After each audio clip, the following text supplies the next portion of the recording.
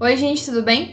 Bom, na aula de hoje a gente vai começar a falar sobre os métodos contraceptivos, tá?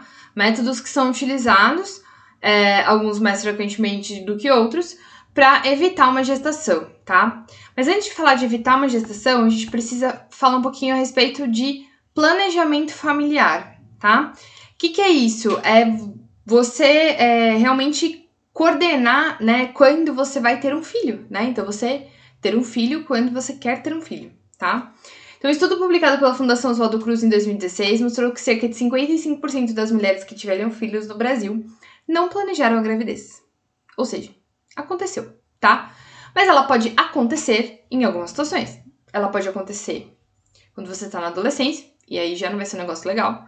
Ou ela pode acontecer quando você está casado. E aí, tipo, você não planejou, mas aconteceu, mas tudo bem, né? Você tá casado lá, você tem uma pessoa junto com você e tal. Falando isso, gente, não porque uma mulher não possa ter lá uma produção independente, né? Ela quer engravidar, mas ela quer ficar sozinha.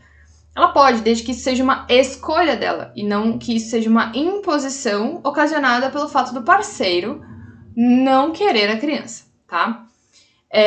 Eu tô falando isso da mulher porque, obviamente, quem gesta é a mulher e a responsabilidade maior cai sobre nós, tá? Um número bem maior, então, que a média mundial, que gira em torno de 40% das mulheres que não planejaram uma gravidez. Por isso que é importante que o casal avalie o momento mais adequado para ter filhos e reflita sobre as condições relacionadas à gestação e ao parto, né? Então, de que forma que vão cuidar da criança? Entre outras questões, isso faz parte do planejamento familiar. Para auxiliar nesse planejamento, existem os métodos contraceptivos, que são formas para você evitar uma gestação indesejada, tá? Isso é maneiras de se evitar, então, a concepção. O preservativo masculino é um dos métodos mais divulgados e conhecidos. Falaremos sobre ele daqui a pouco, tá? Bom, os métodos contraceptivos, de uma forma geral, eles podem ser classificados em 5 tipos, tá? Os métodos de barreira, os métodos naturais, os hormonais, os implantes e os definitivos, tá?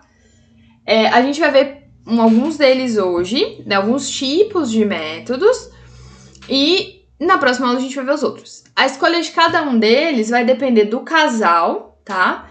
Sendo recomendado uma consulta ao ginecologista, no caso das mulheres, né, e urologista no caso dos homens, para discussão de qual método mais adequado. Óbvio, né, que no ginecologista ele vai falar, eu acho que você tem que usar tal.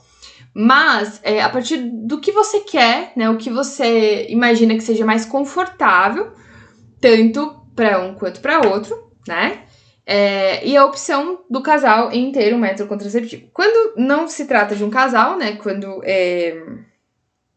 enfim, uma relação que só demanda a atividade sexual, não tem um relacionamento envolvido, aí cabe a parte interessada, né, normalmente nós mulheres, temos um cuidado maior com relação a isso, né, porque afinal de contas quem fica grávida é a gente, tá?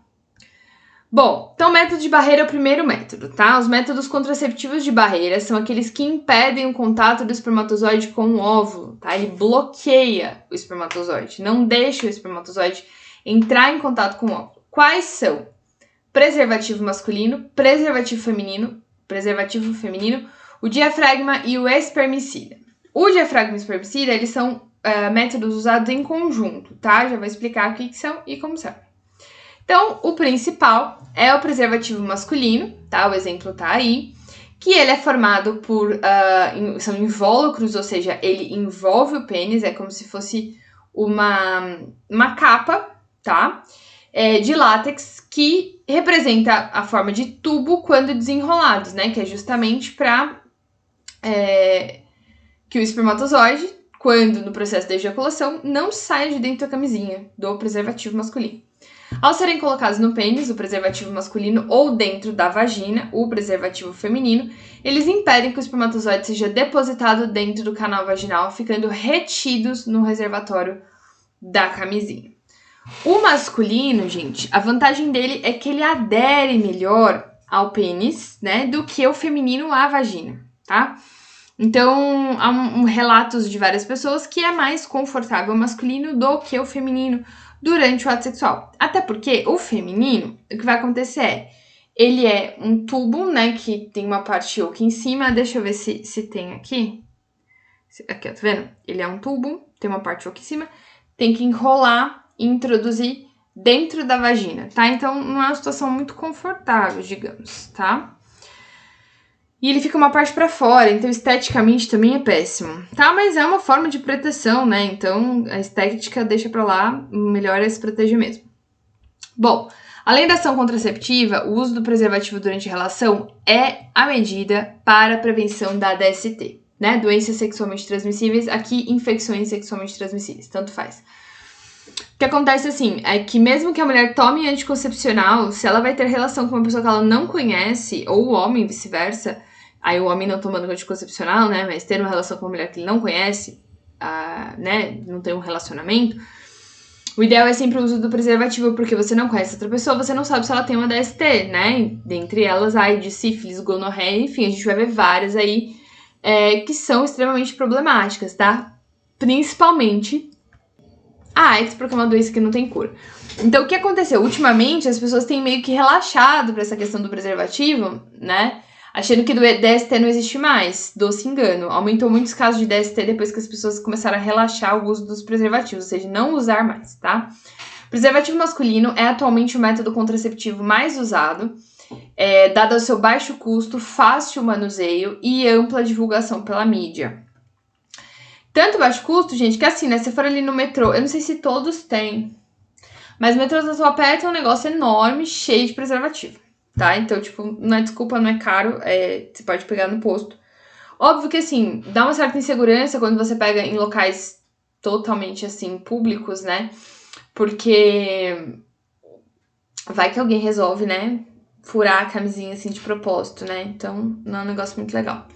Ele deve ser colocado no pênis ereto, tá? E aí, mais um problema para os homens quererem usar o preservativo, que pro pênis ficar ereto, ele tem que ter tido, né, uma situação de excitação anterior, e aí ele interrompeu o ato sexual pra colocar o preservativo. Tem homem que não gosta de fazer isso, mas assim, não é uma questão de gosto, né, gente? É uma questão de necessidade.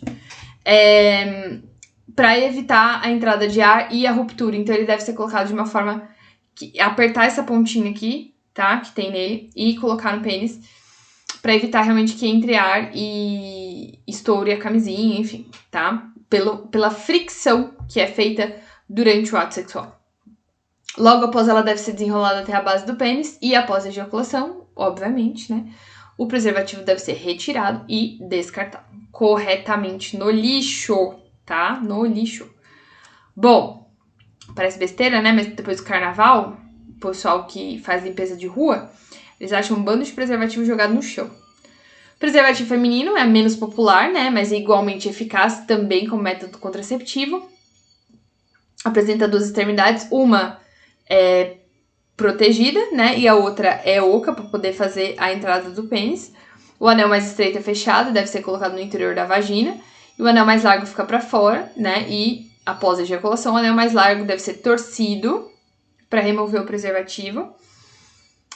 Por um simples fato do que a ejaculação é um líquido, então para não ficar espalhando, né, por todo lugar. Então, torce e tira, tá?